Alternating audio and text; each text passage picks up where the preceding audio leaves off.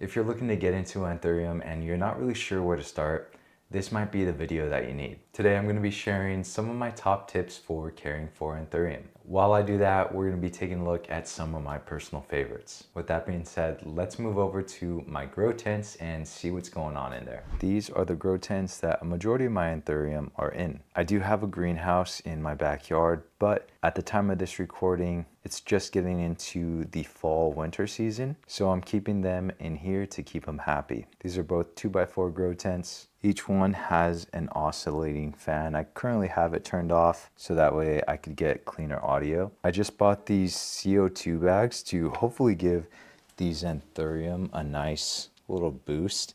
Here you can see what the CO2 is currently at.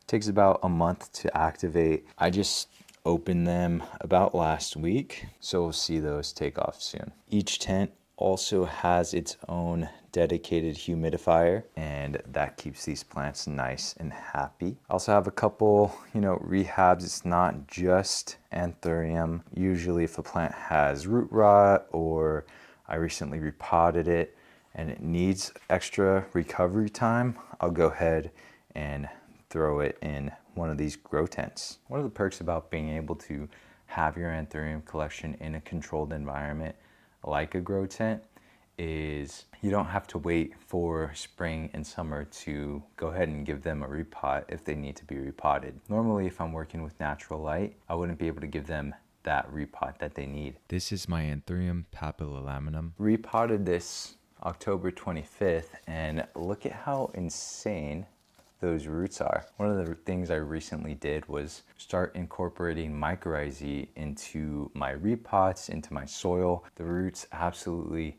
speak for themselves. Look at that red back. That's insane. Dark foliage here. This is what collectors kind of go for, the dark velvety leaves. I know that's certainly something that I'm going for. Something else that I'm really stoked about is that it's actually pushing out a flower for the first time. Trust me when I say this thing is doing great. I guess one of the first tips that I have is when it comes to getting that highly desired dark foliage is not giving the plant too much light. I have a light meter, so I kind of have a better idea of what I give them. I typically shoot for anywhere between 300-foot candles to 1,000-foot candles, depending on the plant. And I find that with that range of light, I get a decent rate of growth along with being able to just kind of keep that dark foliage. You can kind of see it as it fades out here. This is what happens when you give the plant a little bit too much light. It starts to get what's called sun bleached, and the dark foliage doesn't stay dark. Even though it got a little bit damaged while unfurling, dude, I think this still looks sweet. This is my first Carla, and I'm still kind of getting used to them. I can tell you that I'm very much pleased with this new leaf. It's the first one since it's been in my care. It's growing a little bit to the right, a little wonky. It definitely has character, but I'm not upset about it. It came to me in tree fern fiber, and once the roots started poking out of the pot that I was in, I just grabbed that, popped it into this one, and again, hit it with that Mycorrhizae, and the roots are looking pretty good. So I'm excited to see what this new leaf kind of hardens off into, if it actually stays as dark as it can. There's a few things that, really dictate dark foliage. One of the primary things is just overall genetics, but seeing how dark it comes out naturally, my goal is to just kind of keep it as dark as possible. And again, one of those strategies is going to be giving it just the right amount. That's going to take some practice, especially with each plant. But yeah, I'm excited to see how dark I can keep this Carla and just kind of what it grows into over time. Most Anthurium, they're going to prefer similar conditions, right? High humidity. Right now I have the grow tents, they kind of range anywhere between 70 to 90% humidity.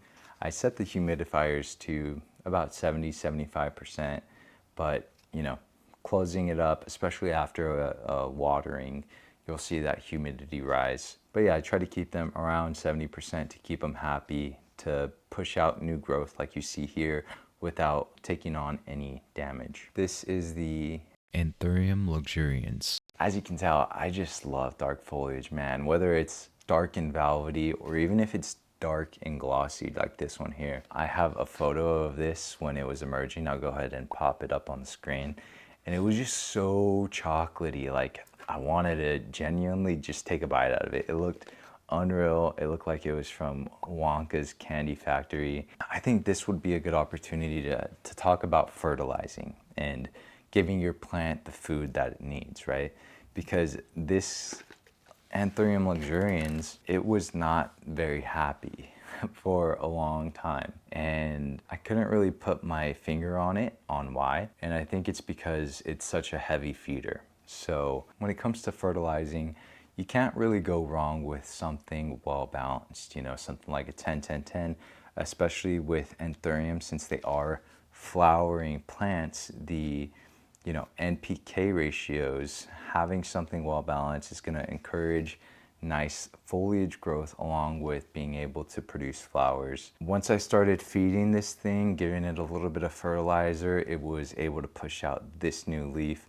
It's a little bit bigger than the last one, so I'm pretty happy with that. And it is in caterpillar after this one, so I'm very excited to see how this grows out. I do have a couple plants that when it first pushed out the leaf, it looked fine, but over time it just started getting black. It got crispy. The leaf just kind of burned off, which I thought was really weird. Same thing with this other red crystal here. And this has been kind of a continued issue with this one. I don't know if you can tell. Here. This guy, this one, rough emergent leaves.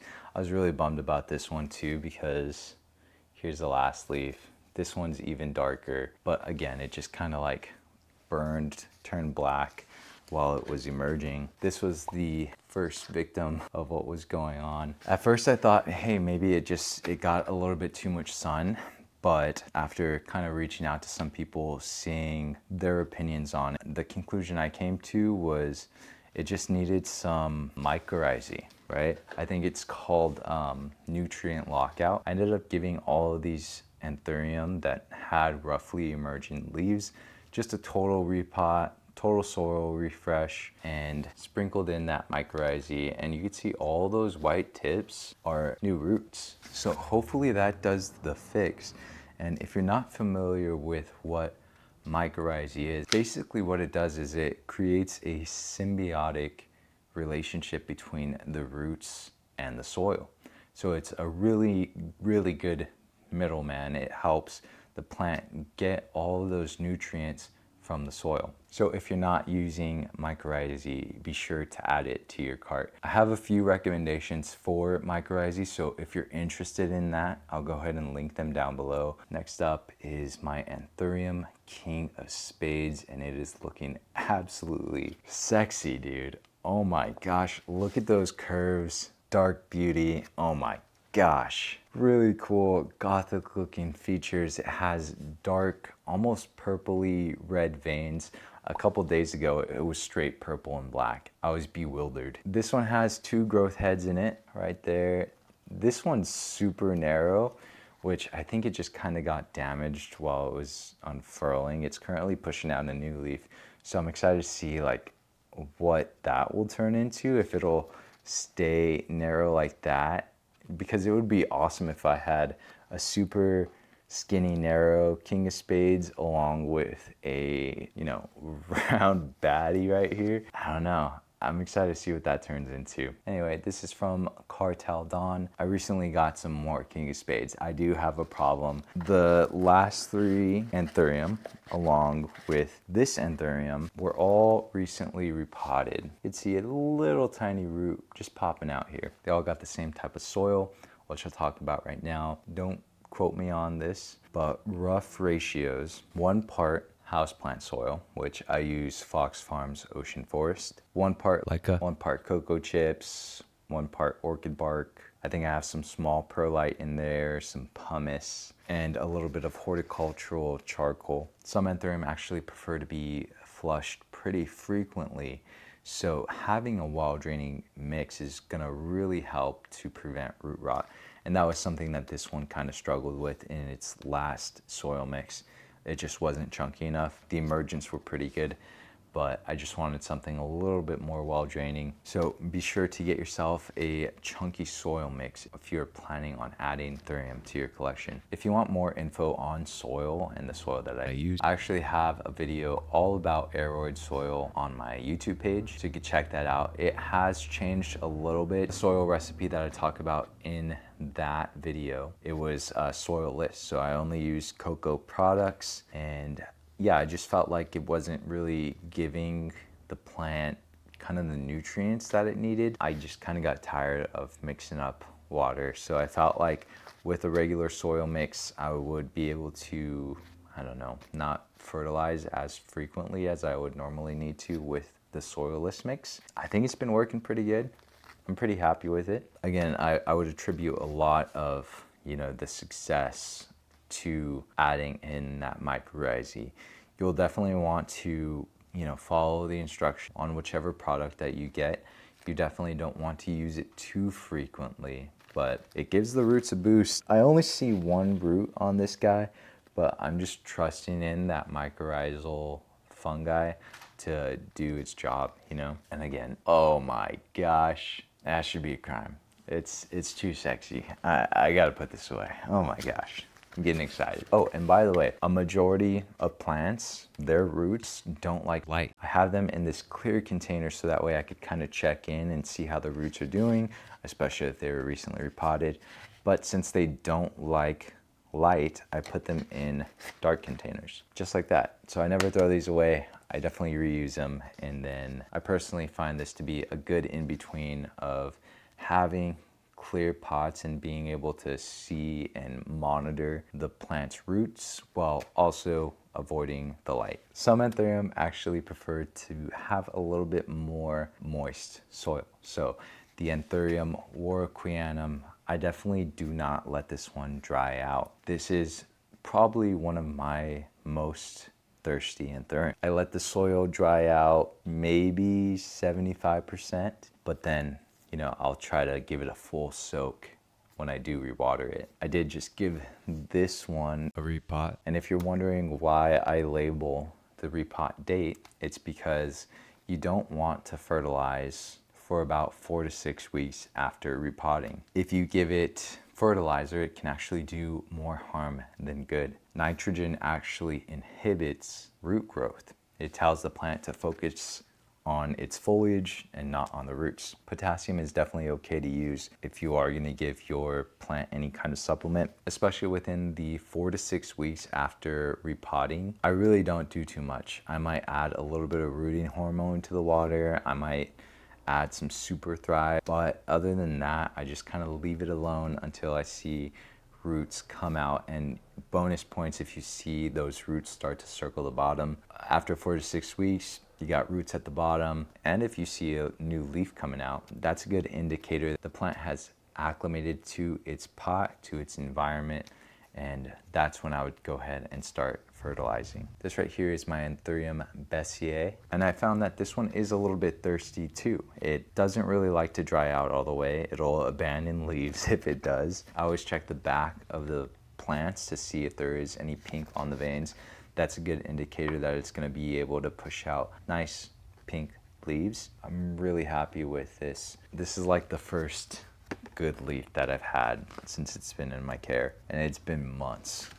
Just watered it today, and again, I've been using Mycorrhizae in all of my plants, and all of them, the roots are just exploding with growth. This one's even pushing out a flower. This is the flower right here. You could tell because it's coming from the leaf petiole instead of like the stem. Other Anthurium, they do prefer to be dried out all the way. So right here I have my Anthurium Papilillaminum. This one is a little bit drought tolerant, so it's okay if it does dry out all the way. I definitely do not let it stay dry for too long. I'll go ahead and water it once I see that the bottom 10 to 25% is dry. Then I'll give it a good thorough soak. Again, having something well draining is definitely going to help to prevent root rot. So it's definitely worth a Google search when you do get a new Anthurium to look up its care tips and see what kind of watering that plant is accustomed to. So this is a good example of why you would want to use different soil mixes. So with this Anthurium Papilillaminum, you know, I use the thick, chunky perlite to further promote drainage, whereas with this Anthurium Warocqueanum, I decided to skip the super chunky stuff and go with the little gritty perlite. And again, with this one, prefer to keep it a little bit more on the moist side. All right, guys, my battery is dying, and I think that kind of covers everything. We talked about lighting, mentioned some foot candles in there. We talked about soil, make sure it's chunky. Fertilizing, can't go wrong with something well balanced. A bonus tip when it comes to fertilizing is making sure that the fertilizer has calcium and magnesium. The plants love those trace minerals, right? Talked about watering a little bit. Distilled water is the best. Reverse osmosis is great.